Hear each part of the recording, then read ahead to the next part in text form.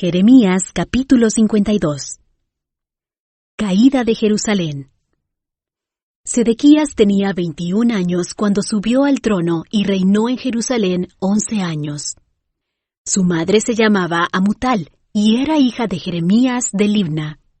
Sin embargo, Sedequías hizo lo malo a los ojos del Señor, igual que Joacim.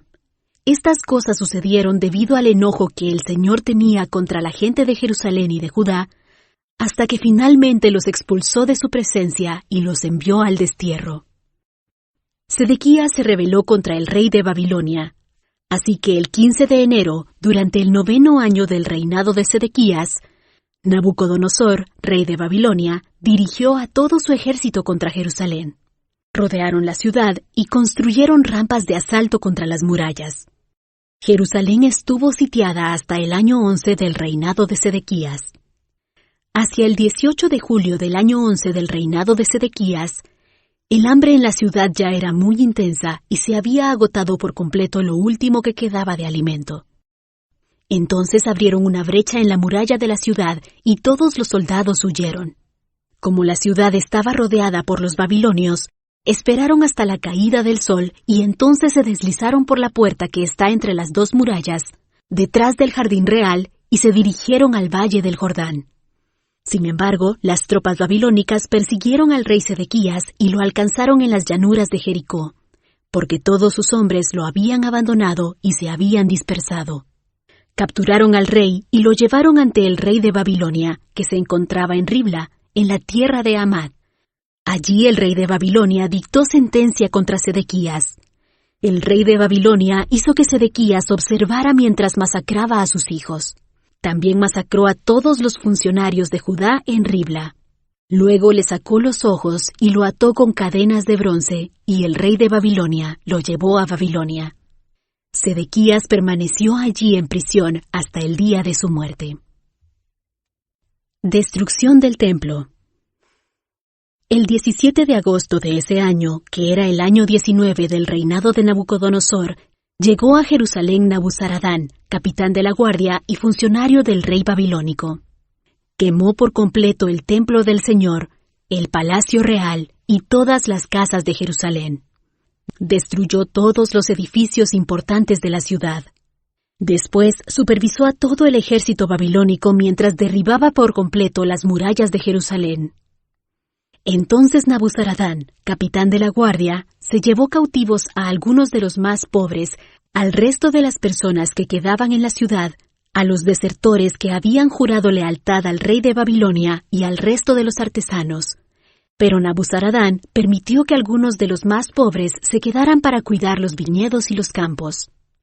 Los babilonios hicieron pedazos las columnas de bronce que estaban al frente del templo del Señor, las carretas de bronce para llevar agua y el enorme tazón de bronce llamado el mar, y se llevaron todo el bronce a Babilonia. También se llevaron los recipientes para la ceniza, las palas, la despabiladera de las lámparas, los tazones, los platos y todos los demás objetos de bronce que se usaban para realizar los sacrificios en el templo.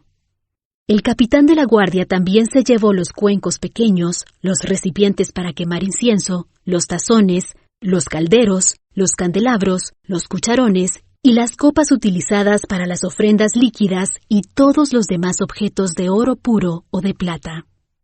El peso del bronce de las dos columnas, el mar con los 12 bueyes de bronce que estaban debajo y las carretas para llevar agua era tanto que no podía calcularse. Estos objetos se habían hecho para el templo del Señor en tiempos del rey Salomón. Cada columna tenía 8 metros con 30 centímetros de alto y 5 metros y medio de circunferencia. Eran huecas con un grosor de 8 centímetros.